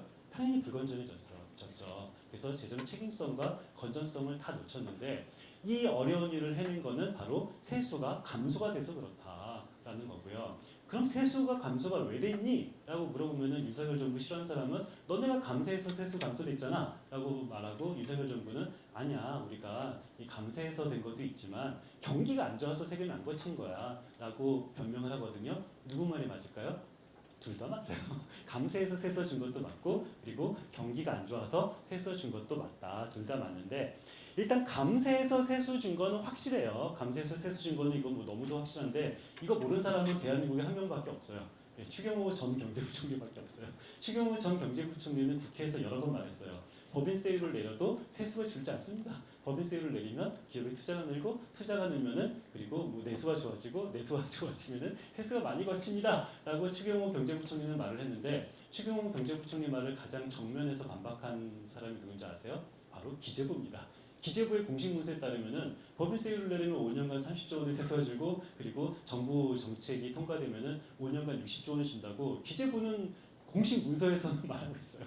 기재부 장관은 세수가 줄지 않는다고 말하고 기재부 공식 문서는 세수가 준다라고 말을 하는데 누구 말이 맞을까요? 기재부 말이 맞습니다. 그래서 저는 아니 기재부와 왜 기재부 장관 말이 틀리지?라고 저는 생각을 하는데 자 우리 22년도 3년 전만 하더라도 우리 국세 수입이 396조였어요. 내년도 국세 수입이 얼마인 줄 아세요? 380조예요. 자 3년 전보다 국세 수입이 줄어듭니다. 아니 이건 경기가 안 좋아서 그런 거 아니야? 아니요. 경기는 이 조세 수입은요 경제 성장률에 비례하는 것이 아니라 경상 성장률에 비례해요. 경상 성장률은 뭐냐면은 물가 상승률 플러스 경제 성장률입니다. 자 상식적으로 생각했을 때 경제가 안 좋아도 물가만 올라도 세수는 증가해요. 근데 요즘에 그 물가 되게 좋거든요. 여기서 말하는 물가라는 것은 제가 좋다는 것은 소비자 입장에서는 물가가 낮은 게 좋지만 세수를 보는 사람 입장에서는 물가가 높은 게 좋아요. 요즘에 물가 되게 좋아요. 물가 되게 좋아서 경상성장률 생각보다 좋아요. 올해 경상성장률이 5.5%예요. 꽤 좋다니까요. 경제성장률은 나빠도 경상성장률은 굉장히 좋아요. 올해도 5.5% 늘고 매년 한 4% 이상 늘었는데 세수는 어떻게 됐어요? 줄었어요. 3년 동안 내내 경상성장률은 좋았는데 세수는 줄었어요. 왜? 이거는 감세 말고는 이거는 해석할 수가 없습니다. 경상성장률이 높아지면은 당연히 세수는 높아질 수밖에 없는 건데요. 자, 그래서 우리가 이 실제로 뭐 감세를 해서 이렇게 세수가 줄고는 있는데 그렇다면은 특정 어떤 세수가 줄었나? 우리 한 10년 전만 하더라도 소득세가 50조 원이었거든요. 10년 전만 해도 소득세가 50조 원이었는데 지금 소득세가 얼마예요? 한 120조 원 정도 돼요. 그리고 120조 원 찍었다가 내년도 한 120조 원 거칩니다. 자, 10년 전 그렇게 옛날 얘기 아니죠? 라고 고개를 끄덕이신 분은 나이 드신 분. 제가 어때 젊은 친구 강의하면서 10년 전 옛날 얘기 아니죠 했더니 갑자기 나를 이렇게 이상하게 째려보더라고요. 그래서 아 내가 말 실수했나.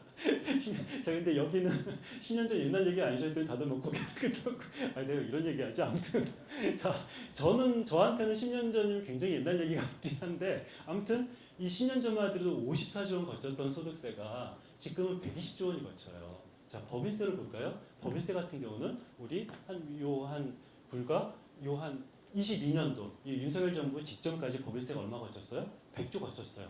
그런데 여전히 88조예요. 이거 경상성장률이 계속 꾸준히 증가하는데도 그렇고요. 자 이걸 보면은 우리가 소득세만 죽어라고 늘고 나머지 법인세가 감소가 돼서 전체 세수가 3년 전보다 경상성장률이 증가하지만 3년 전보다 우리가 감소하고 있다라고 생각을 하는데 자 놀랍게도 아니 이렇게 이 지출을 줄인다면은 건전재정이라도 이렇게 해야 되잖아요. 그런데 건전재정도 이룩하지 못하고 있다라는 게 너무도 안타까운데 왜 건전재정을 이룩하지 못하고 있어요? 감세를 하니까. 자 실제로 보면은 이게 기획재정부가 말하는 통합재정 수지거든요. 이게 이 수입과 지출의 차이, 마이너스가 코로나부터 계속 되고 있는데요. 자 요거는 뭐냐면 요거는 기획재정부가 개발한 개념인 재정 수지고요. 기획재정부가 창의적으로 개발한 개념은 이건 솔직히 경제 실질과 맞지 않아요. 그래서 당연히 경제 실질과 맞는 것은 IMF 기준이 이건 훨씬 더 학자들은 뭐 보통 이걸 봅니다. 보통 행정학자 분들은 이걸 많이 보고 경제학자 분들은 이걸 많이 봐서 조금 웃긴 얘기하자면 아니다. 이거는 넘어가죠. 자, 아무튼 저는 이거를 좋아합니다. 저는 이거를 좋아하는데 아니 그냥 상식적으로 생각했을 때 기재부가 만든 개념이 경제적 실질에 부합하겠어요? IMF가 만든 개념이 경제적 실질에 부합하겠어요? 당연히 IMF 개념이 훨씬 더 좋고요. 자, 이게 뭐냐면은 이 GDP 대비 재정 수지 적자 규모예요. 자, 재정 수지 적자 규모를 보면은 이때는 어떻습니까? 재정 수지가 예전에는 한 플러스 1%대였다가 이때는 재정 수지가 플러스 한 2%대였다가 그러다가 IMF 때 마이너스 2%가 됐죠. 자, IMF GDP 대비 재정수지 적자 규모가 마이너스 2%인데 선진국 평균은 얼마예요? 마이너스 10%. 어마어마한 적자였으나 우리나라는 마이너스 2%였죠. 그러다가 바로 코로나 다음에 균형재정으로 들어왔어요. 균형재정으로 됐다가 22년도 윤석열 정부가 2차 추경에서 60조 원 추경을 했죠. 그때 화끈하게 손실보상금 22년도 2차 추경 때 나눠졌어요. 그 손실보상금 혹시 사업자 등록증 있으신 분들은 22년도 2차 추경 때 윤석열 정부가 편성한 그 코로나 재난지원금 때 600만 원씩 받으셨을 거예요. 저도 600만 원 받았거든요. 저 사업자 등록증 있거든요. 600만 원 재난지원금 받으니까 어떤 일이 벌어진 줄 아세요? TV에서 윤석열 대통령 나올 때마다 아빠 미소가 그냥 저절로 나와요. 아니, 와, 600만 원 누가 우리 엄마도 나한테 600만 원 내가 결혼할 때도 안 줬는데 윤석열 대통령 나한테 600만 원 통장에 꽂혀주니까 그래서 저는 막 신문에다 칼럼 쓰고 그랬어요. 와, 이게 진정한 적극재정이다. 지난 정부는 맨날 말로만 적극재정한다고 했는데 이 정부는 막 적극재정을 한다라고 했었을 때 결국은 마이너스 이렇게 건전성은 이렇게 나빠졌는데, 근데 저는 참 재밌는 게 아니 600만 원을 받아놓고서 그런데도 건전재정을 안 하니까 지난 정부가 하도 우리 이 정부는 너무 이미 건전하려고 애썼으나 지난 정부가 너무 불건전해서 역부족이었다라는 기사가 있더라고요. 아니 왜 역부족이지?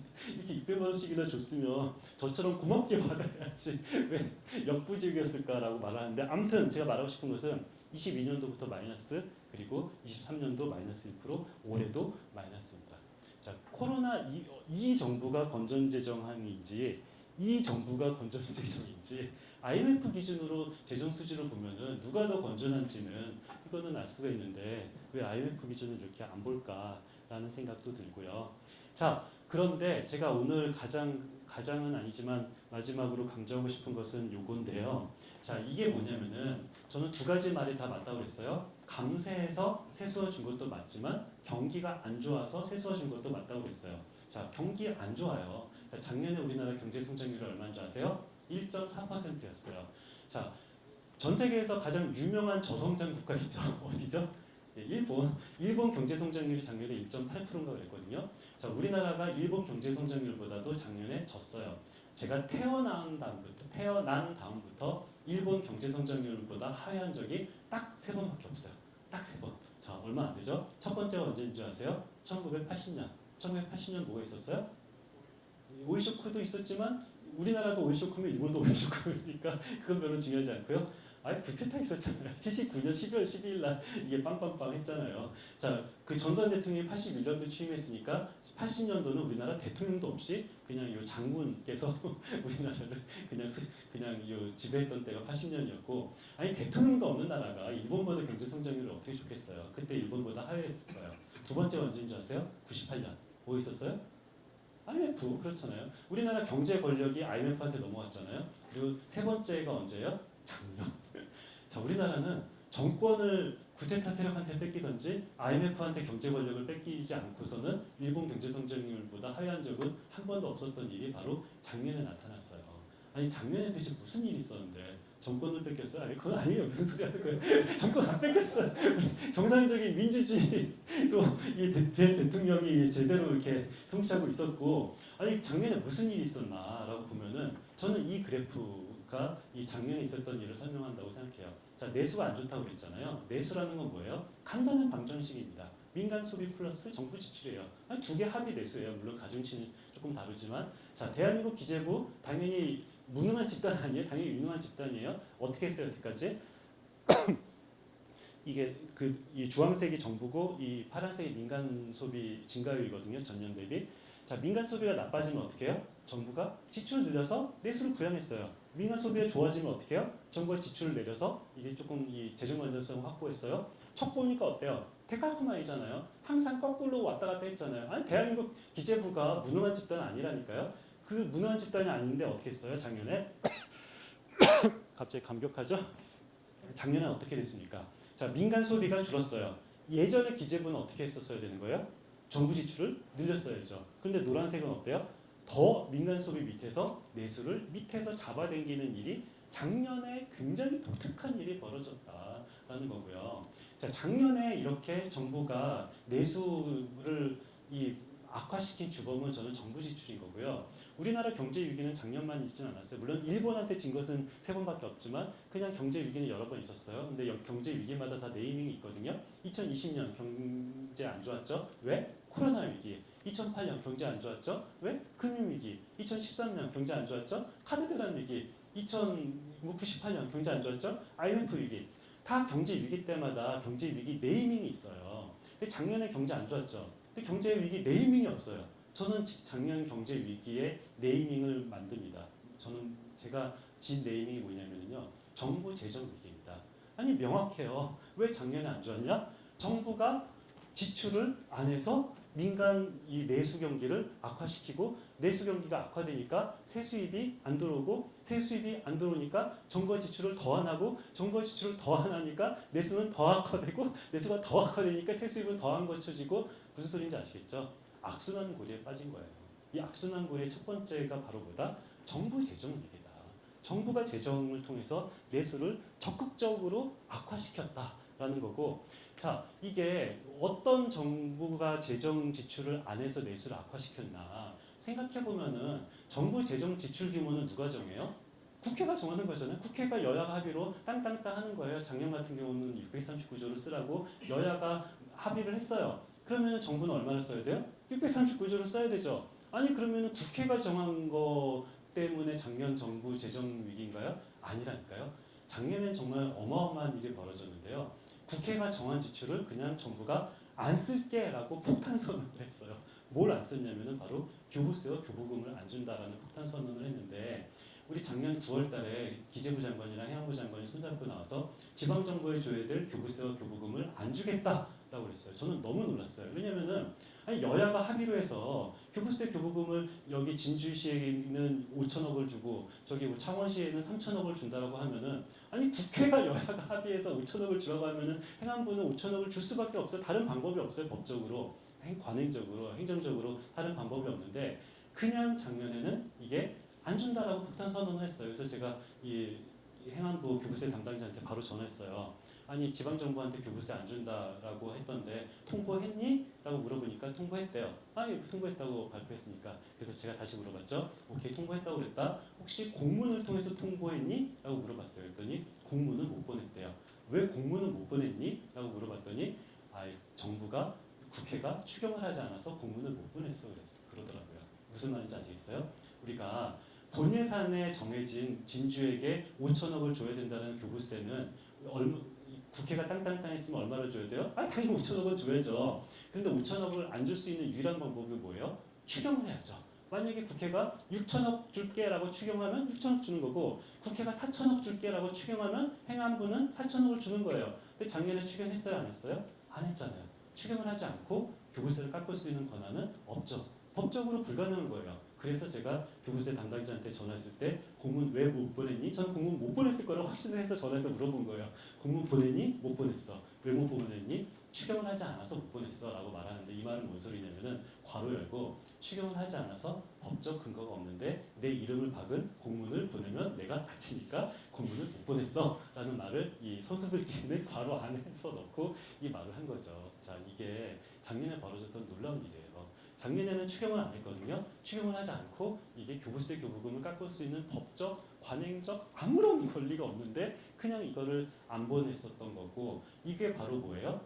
바로 작년에 정부 재정 위기의 주범이 바로 교부세, 아무런 법적 근거 없이 교부세를 안 준 거가 바로 작년 정부 재정 위기의 시작인 거고, 저는 왜 그랬냐? 아니 기재부는 여태까지 안 그랬잖아요. 기재부 항상 데칼코마니처럼 했었잖아요. 작년에는 왜 안 그랬냐? 이거는 기재부는 주려고 했었어도 기재부보다 위에 있는 사람이 한 명 있어요. 대한민국 기재부 경제부총리보다 위에 있는 사람이 한 명인데 총리도 있다고요? 전 총리 이름도 몰랐어요. 이름도 기억이 안 나. 아무튼 법적으로는 부총리보다 높은 사람이 총리도 있는데 총리는 이름도 기억 안 나고, 아무튼 총리 말고 위에 있는 사람 한 명 더 있어요. 제가 누구라고 말은 못하겠지만 근데 그분이 추경호 경제부총리한테 여러 번 말했죠. 추경호야, 추경호 없다, 추경호야, 추경호는 없다, 추경호야, 추경호 없다라는 말을 작년에 여러 번 했어요. 자, 그랬을 때 추경호 부총리는 할 수 있는 선택은 딱 둘 중에 하나죠. 대통령 말을 대통령 아닌데 아무튼 위에 있는 사람 말을 안 듣고, 그리고 내가 추경을 해서 경제를 내수를 부양시키는 방법이 첫 번째 방법이고, 두 번째 방법은 뭐예요? 위에 있는 사람 말을 듣고 추경을 안 해서 내수를 엉망으로 만드는 방법, 두 번째 방법이 있어요. 자, 첫 번째 방법 선택했어요? 두 번째 방법 선택했어요? 두 번째 방법 선택했다. 기재부는 그래 본 적이 없어요. 작년에만 있었던 일이잖아요. 기재부가 모르지 않아요. 추경호 부총리가 모르진 않고요. 그렇기 때문에 당연히 이 두 번째 방법을 선택했고, 이렇게 대통령 말을 듣고 두 번째 방법을 선택하니까 지금 어떻게 됐어요? 여당 원내대표라고 있잖아요. 인생은 이렇게 살아야 되는 겁니다. 예, 그래서 저는 요 작년 그 이 세수가 안 좋아진 이유가 바로 이 악순환 고리에 빠진 거다라고 생각을 하고요. 자, 그런 의미에서 요 마지막 그런 의미에서 보면은 이 재정의 트릴레마가 어떤 식으로 됐나라고 보면은, 자, 이명박 정부부터 재정의 트릴레마를 보면은 이명박 정부는 감세 정부입니다. 수입은 줄이고 그리고 지출은 GDP 대비 지출 비율로 보니까 유지를 하니까 결과적으로 재정 여력은 어떻게 됐어요? 축소됐겠죠. 지출은 유지를 했고 감세를 했기 때문에 재정 여력은 축소된 게 이명박 정부인 거고요. 박근혜 정부는 이게 굉장히 저 박근혜 정부 되게 좋아하거든요. 다른 건 몰라도 정말 재정 지출은 참 잘했어요. 재정 참 잘한 정부고 국가 수입은 증대시키는데 지출은 감소시켰습니다. 뭐 이걸 잘했다는 건 아니지만 아무튼 요거는 굉장히 잘했고요. 그래서 결과적으로 재정 여력이 증대가 됐고요. 지난 문재인 정부 같은 경우는 수입도 증대시키고 지출도 증대시켜서 결과적으로 재정 여력은 축소가 됐고, 현 정부 같은 경우는 지출도 감소하고 수입도 감소가 됐는데 수입 감소폭이 더 커서 이 재정 여력이 축소가 됐다라는 것이 이 재정의 트릴레마에 따른 요 국가 하나 마지막 페이지. 오케이. 자, 이게 마지막 페이지인데요. 자, 그래서 이 재정의 트릴레마를 상징적으로 보여주는 이 마지막 그림을 한번 보여드리려고 하는데요. 이 그래프가 뭐냐면요. X축은 일로 가면 갈수록 세금입니다. 일로 가면 갈수록 세금이 적고 일로 가면 갈수록 세금이 늘어나는 거예요. Y축은 올라가면 갈수록 복지 지출입니다. 자, 일로 가면 세금이 늘고 위로 가면은 복지 지출이 늘는데, 대한민국 1990년 대한민국은 어때요? 세금도 제일 적고 복지도 제일 적죠. 90년, 95년, 2000년, 2005년, 2010년, 2015년, 2020년 가면서 어떻게 됐어요? 세금도 늘고 복지도 늘은 게 바로 대한민국의 이 재정 경로죠. 이렇게 늘어서 어떻게 됐어요? 옛날에 대한민국은 전 세계에서 세금과 복지가 압도적인 꼴찌였죠. 현재 대한민국은 전 세계에서 세금과 복지가 꼴찌인 나라가 됐어요. 와, 국뽕이 차오르시죠? 압도적인 꼴찌에서 그냥 꼴찌가 돼서 막 국뽕이 굉장히 차오르시는데, 자, 이걸 보면은 우리가 복지가 늘려면은 세금도 늘어야 되는구나라는 당연한 생각을 할 수도 있는데, 중장기적으로는 너무도 당연한 생각이에요. 그런데 단기적으로는 꼭 그렇지 않아요. 자, 일본을 볼까요? 일본 같은 경우는 80년대는 어떻게 됐어요? 80년, 85년, 90년입니다. 세금만 늘고 복지는 하나도 안 늘었어요. 왜 그래요?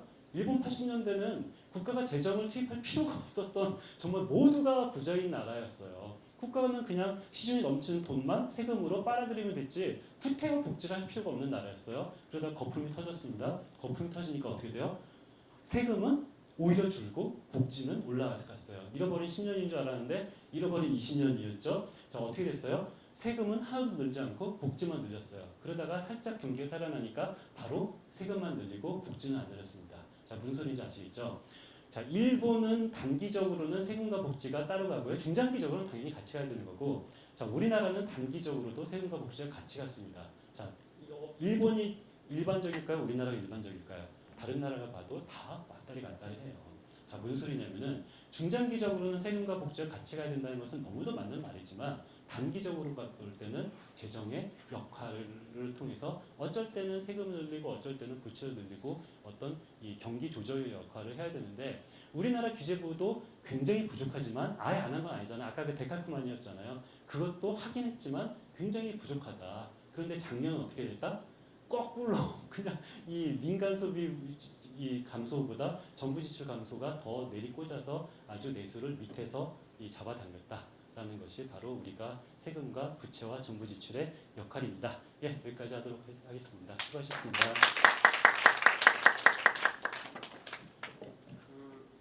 질문을 그래도 조금 크게 받아보면 어떨까요? 혹시 네.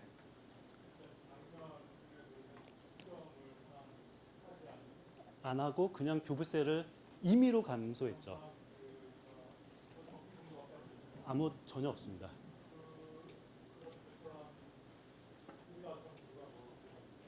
그렇게 결정한 뭐요? 우리가 알 수 없는 이유는 없고요. 다 아는 이유만 있어요. 그러니까 작년에 세수가 안 들어왔어요. 세수가 56조 원이 펑크가 났거든요.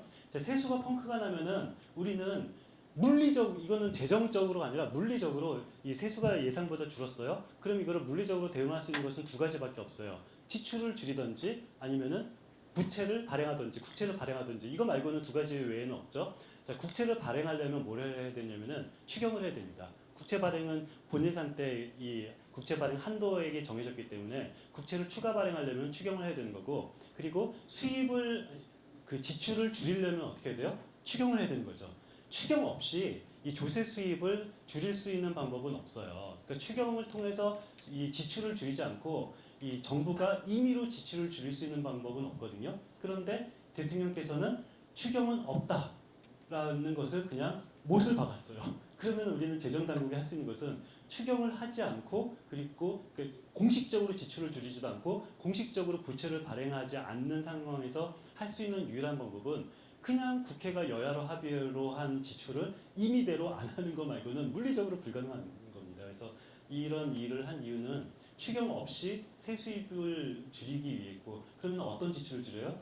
중앙정부는 쓰고 지방정부가 덤탱이 써라는 게 바로 이 교부세를 줄인 거고요. 저는 너무 놀라서, 저의 인생의 목표는 가늘고 길게 사는 거거든요. 그래서 저는 액션 같은 거 거의 평생 하지 않는 사람인데 작년에 이 벌어진 일이 너무 놀라워가지고 제가 좀 액션을 많이 했어요. 그 민변 찾아가지고 이거 소송하자, 아무런 법적 근거 없다라고 했더니 민변이 검토하더니 이건 소송하면 이길 것 같은데, 그래서 지금 헌재 소송 중이에요. 그래서 헌재 소송 중이어서 제가 이게 청구인 자격은 저는 당연히 안 되고 이 지자체 단체장이 청구 자격이 되잖아요. 그래서 아는 단체장한테 연락을 했어요. 이거 사인해라. 내가 이 서류 다 준비했으니까 소송 권한쟁의 심판 청구 소송 소장 다 준비했으니까 사인만 하라 했더니 안 해요. 와, 이게 진짜 너무 힘들더라고요. 그러니까 이 국힘당 단체장들은 아니 굉장히 부글부글하지만 내가 소속이 국힘당이니까 나는 소송 참여 못한다. 이렇게 너네 야당 단체장이 참여해라라고 말하는데 야당 단체장도 우리도 무섭다 하면서 이렇게 참여하지 않는 거예요. 그래서 제가 이 아는 단체장한테 한 100명 넘게 이렇게 연락하고 아는 단체장한테 전화해가지고 이거 소송 좀 참여해라. 이거 무조건 이긴다라고 했더니 싫대요. 그래서 왜 싫으냐 해서 제가 이렇게까지 꼬셨어요. 아니 너네 당 대표 예전에 당신처럼 똑같이 듣보잡 기초단체장인데 이 듣보잡 기초단체장이 여의도 가고 유명해진 이유가 당시 박근혜 정부랑 싸워서 이렇게 된 거 아니냐. 당신도 지금은 듣보잡이지만 이 윤석열 정부랑 싸우면 유명해지고 여의도 갈 수 있다라고 제가 이렇게 옆구리 찔렀어요. 그랬더니 뭐라고 그런 줄 아세요? 나는 여의도 가기도 싫고 유명해지기도 싫어 그러더라고. 이게 그냥 재선이 목표지 이게 여의도 가는 것도 싫고 유명해지는 것도 싫대. 그래가지고 겨우 5명 여기 사인 받아가지고 제가 100명 넘게 연락을 했는데 이거 사인해달라고. 지금 아무튼 야당 찾아가면서 이거 문제 있다, 교부세 임의로 깎은 거는 아무런 법적 근거 없다라고 제가 뭐 야당 정책위원장도 만나고 예결위 간사도 만나고 기재위 간사도 만나고 이거 문제 제기해야 된다라고 하는데 아무도 문제 제기를 하지 않았어요. 그래서 제가 오늘 저 민주당 국회의원 한 50명 놓고 아침에 강의하고 와서 이렇게 옷차림이 이런데, 그래서 제가 막 화를 냈어. 아니 작년에 교부세 감액에 이거 좀 싸워야 된다라고 내가 그렇게 혼자 말할 때는 아무 말도 하지 않다가 이제 작년 결산하고 있잖아요. 23일 결산하고 있는데 이제는 민주당이 난리가 났어요. 이거 작년 교부세 왜 감액했니 막 하고 있는데, 아니 작년에 감액하지 막을 수 있을 때 이걸 문제 제기를 제가 그렇게 하라고 말할 때는 아무도 얘기하지 않다가 이제 다 끝난 다음에 결산할 때 문제가 됐다라고 잘못한 게, 나는 사실 윤석열 정부도 기재부도 싫지만 민주당이 더 밉다 막 이랬더니 막 웃으시더라고요. 후보님들이. 그래서 아, 이게 무슨 일인가 라는 얘기를 했었습니다. 예, 질문 때문에. 그렇죠. 추경을 안 하고 나서는 할 수 있는 방법은 이거 말고는 없어요. 공식적으로 감액을 못하고 공식적으로 국가부채를 증액을 못하니까 그냥 비공식적으로 지출을 줄이는 거 말고는 물리적으로 불가능하죠. 예, 세수 엄청나게 준다고 했고 실제로 줄었고. 예, 예. 그래도 이게 기재부는 그래도 관료이기 때문에 문서에다가 거짓말을 할 수가 없잖아요.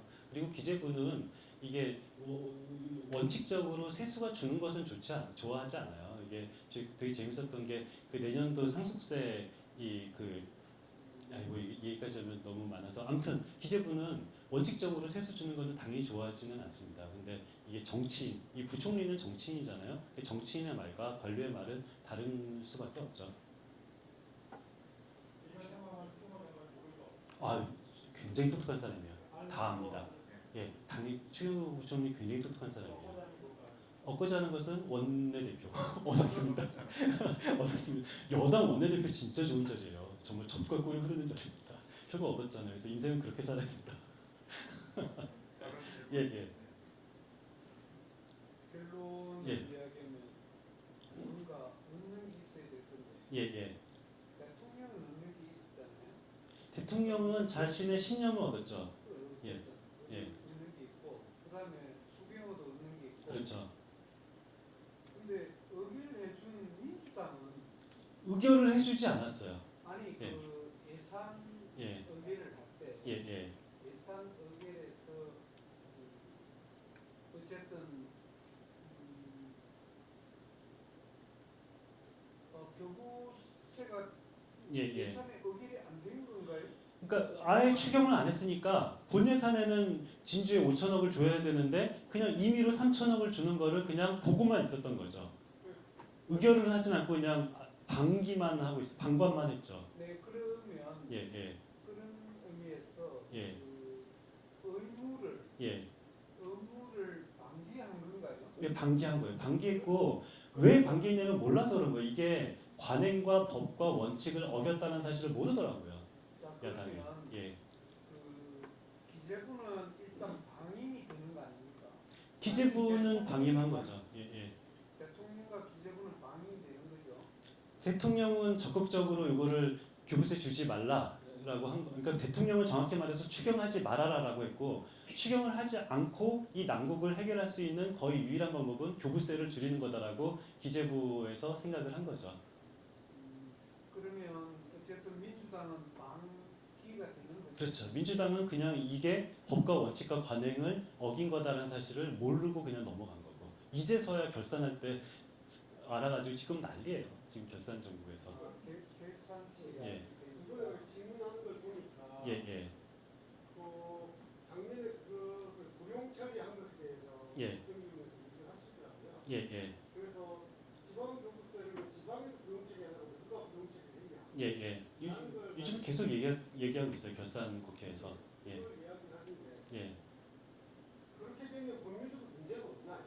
이게 우리나라는 예산이 법률주의가 아니에요. 그래서 이게 법 위반은 없어요. 그래서 제가 민주당한테 작년에 이거 그렇게 막 얘기할 때 무슨 법 위반한 거예요? 라고 물어보니까 법 위반은 아니다. 그러니까 아 그래요? 하고 그냥 아무 문제 제기하지 않더라고요. 그래서 아니, 세상에 법 위반이 아니면 예산이란 것은 법이 아니에요. 예산은 법이 아니어서 국회에서 땅땅땅해서 10억을 쓰라고 했는데 5억을 써도 어떠한 법도 위반한 게 아니에요. 예산은 법률주의가 아니에요.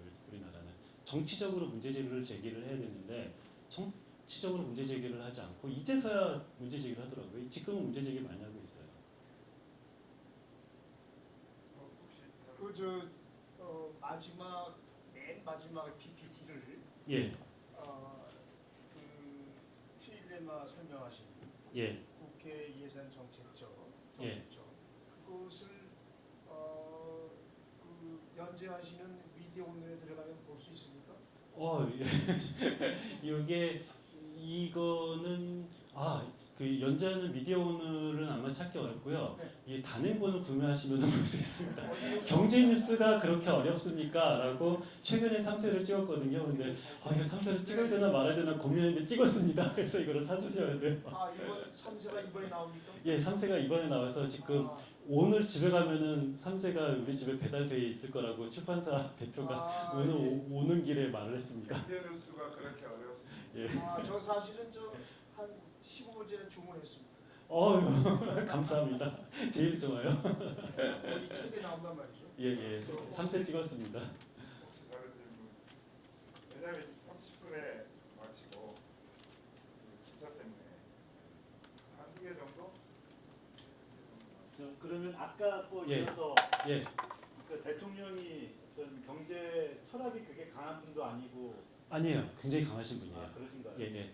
그래서 이제 제 제일 큰 질문은 아까 재정 건전성 예. 폐해랄 거라고 말씀하셨잖아요. 예. 근데 그게 힘이 굉장히 센 거 같거든요. 예, 맞습니다. 그래서 뭐 경제 관료들도 내면화가 돼 있고 기자들 말할 것도 없고 예. 일반 국민도 그렇고 그런 재정 건전성이라고 하는 그 힘 때문에 추경하지 말아라 이런 것들이 맞습니다. 용인될 수 있었던 예, 정확한 지적이에요. 정확한 지적이고 예. 대통령께서는 굉장히 저는 선의로 해석을 해요. 진짜로 농담이 아니라 진짜로 선의로 해석하는데 세상에서 제일 확신범이 책 한 권 읽은 사람이거든요. 이게 대통령께서는 읽은 책이 한 권 있어요. 그게 정말 맞는 이 조국과 민족을 위해서 이 책대로 해야 된다라는 강한 신념이 있고 그 신념을 누구도 안 꺾고 있어요. 누구도 안 꺾고 있고 그런데 재정 건전성이라는 말을 하는데 저는 굉장히 안타까운 게 전 세계 재정학자들 중에서 재정 건전성이라는 말 자체를 하는 사람이 대한민국 말고는 없어요. 이게 올드 패션이에요. 벌써 재정 건전성 이게 피스컬 사운드니스는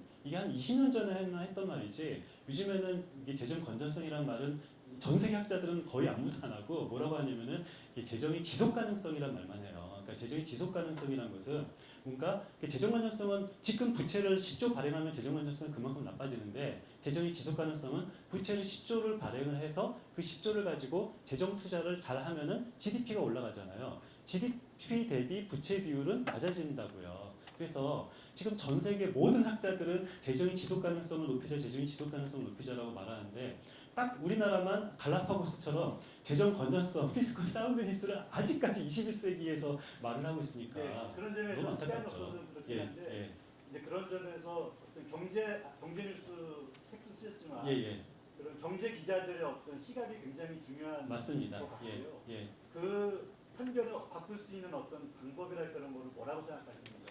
저는 국민들이 열심히 이렇게 배워야 된다고 생각을 해요. 가정살림과 국가살림 이 두 개를만 혼동하지 않아도 저는 절반은 먹고 들어간다고 생각하고요. 그래서 일단 그것만 혼동하지 않고 그리고 경제뉴스가 그렇게 어렵으니까 책을 한번 구매해서 보시면 좋아하실 수 있을 거라고 생각합니다.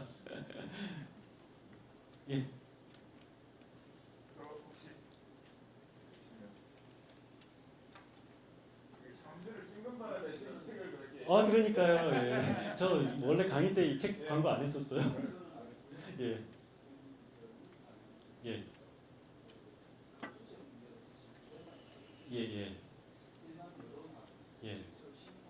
예. 너무 기획이 있죠. 예. 예.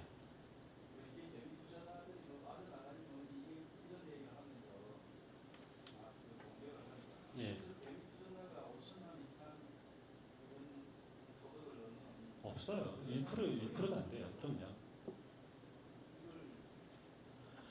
참 너무 안타깝고요. 제 금투세 관련돼서는 나름 굉장히 좀 많이 활동을 하고 있어요. 그랬더니 제가 가는 데마다 금투세 이거 폐지해야 된다는 사람들이 저 쫓아다녀서 거의 저 사생팬이 생겼거든요. 그래가지고 막 그냥 금투세 전혀 상관없는 강의 자료도 그분들이 와가지고 막 금투세 이렇게 질문 받으면 요즘 저 그 질문만 받고 있고 제가 쓰는 언론 기사마다 댓글 보면 다 금투세 나쁜 이상민 그걸만 하고 있는데 너무 안타까운 게 금투세를 누가 내냐라고 보면은 이게 지금 큰 손이라는 것은 일단 외국인과 기관은 금투세 대상에서 빠져요. 그거 가지고 또 금투세 반대하는 사람들을 욕하는데 아니 외국인은 지금 자기 나라에서 세금을 내고 있고 기관은 법인세를 내고 있는데 법인세도 내고 자기 나라에 세금을 내는데 금투세가 아니 우리나라 금투세가 어떻게 적용이 됩니까? 그러니까 당연히 이 말은 무슨 소리냐면은 그 반대하시는 분들은 두 가지 말을 모순된 말을 동시에 해요. 외국인과 기관이 해당되지 않기 때문에 이게 형평성이 어긋난다. 아니 법인세를 내는 사람이 소득세를 어떻게 더 냅니까? 이건 말이 안 되는 거거든요. 법인은 법인세를 내는 거고 개인은 소득세를 내는 건데 법인세를 현재도 법인세를 내고 있는 기관과 그리고 현재도 자기 나라에게 세금을 내고 있는 외국인한테 어떻게 대한민국 세법을 어떻게 외국인한테 적용을 합니까? 지금 현재 세금을 내고 있는데 근데 이런 식으로 해서 금투세는 우리 개미만 세금을 내는 굉장히 나쁜 세금이다라고 말해놓고서 또 거꾸로 무슨 말 하냐면은 금투세를 하면은 외국인과 기관이 다 도망간다고 그래요. 아니 외국인과 기관은 대상도 아니어서 이거는 큰 손은 하나도 대상이 아니에요. 그래서 우리가 외국인 기관은 금투세 대상도 아니고 개인 중에서도 그리고 작은 개미는 대상 과세 범위 이하고 그러면은 큰 개미만 내는 거거든요. 큰 개미는 그냥 법인 만들면 돼요. 법인 만들면 금투세 안 내는 거잖아요. 그렇기 때문에 금투세는 아무런 저는 이 효과가 없다라고 생각을 하는데 그런데 이 금투세 반대하는 사람들이 왜 그런지 모르겠는데 모순된 주장을 다 하죠. 외국인과 기관이 빠져나간다. 외국인과 기관은 대상이 아니다. 이런 말을 해서 제가 아무리 얘기를 해도 이게 안 먹히더라고요. 참 이 조직된 집단을 상대하는 것은 너무 어렵다. 그러니까 그들은 조직된 집단이거든요. 그런데 금투세를 찬성하는 사람은 미조직된 개인이니까 이게 쉽지 않아요. 그래서 우리도 좀 조직된 집단을 만들어야 되나? 근데 뭐 저는 집단이 없어서 그런 생각을 합니다.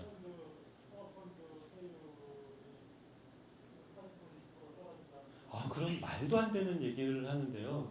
아, 그건 진짜 너무너무 말이 안 되고요. 그 사모펀드의 이익은 두 가지가 있어요. 그 사모펀드를 환매했을 때, 내가 갖고 있는 펀드를 다른 사람한테 팔았을 때, 그리고 이익을 배당받았을 때, 이 두 번째 세금을 내는데, 당연히 이익을 배당받았을 때는 금투세가 아니라 이 최고소득세가 세율이 돼요. 근데 금투세가 적용되는 것은 내가 갖고 있는 것을 판매했을 때 이거가 금투세가 적용되니까 세율이 떨어진다라는 이상한 말도 안 되는 괴담을 만드는데, 오케이, 내가 팔면은 나의 세금은 떨어져요. 금투세가 도입되면. 그런데 내가 판다는 얘기는 내가 땅에다가 판다는 얘기가 아니라 누군가에게, 사람에게 판다는 얘기예요. 그러면 내가 판 이 사모펀드를 구매한 사람은 결과적으로 최종적으로 배당을 받아요. 사모펀드 이익을 최종적으로 100% 배당을 받고, 사모펀드 배당 이익은 100% 금투세가 아니라 높은 세금이 적용받아요. 그렇기 때문에 이 사모펀드 배당은 보통 70% 매년 하거든요. 왜냐면 아무튼 그렇습니다. 그래서 이건 너무 말도 안 되는 날조인데, 이건 국민들도 이게 오히려 뭐 정의로운 척하는 국민들도 사모펀드한테 이득이 되기 때문에 금투세를 하면 안 된다라는 이런 말도 안 되는 소리를 해서 너무 안타깝더라고요. 그건 사실이 아닙니다. 예, 여기까지 하도록 하겠습니다. 네, 수고하셨습니다.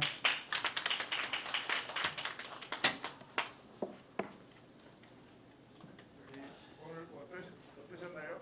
조금 시간이 너무 급하게 돼서 좀 빨리 넘어가는데 뭐 그러는데, 오늘 제가 그냥 오시기 전에 정한 제목이 나라 재정이 파탄나면 세금을 더 얻을까요?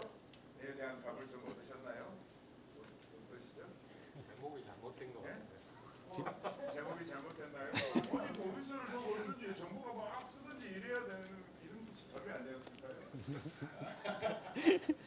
너무 좀 좋았습니다. 내용이 좋아요. 우리 이상민 선생님이 내가 제목을 그렇게 보내니까 너무 막 제목이 너무 센데요. 이렇게 얘기하셨는데, 오늘 이제 이상민 선생님 다시 한번 박수. 아유, 또 그리고 오늘 오신 분들은 다음번 24일이죠. 24일은 한 분씩 더 데리고 오시고 저한테 약속을 하시고, 똑같은 장소에서 하고, 다음번 주제는 불로소득은 정말 문제일까?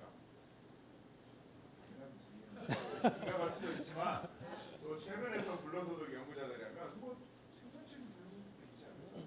사실 그렇게 해서 붙인 제목인데, 최근에 이제 이런 지대 문제, 불로소득을 연구하는 지대라고 하는데, 이게 굉장히 학계에서도 관심거리고, 또 오늘날 같은 금융자본주의, 또 플랫폼, 그냥 모두 없이 막 이게 수익을 가져가는 놈들 있잖아요.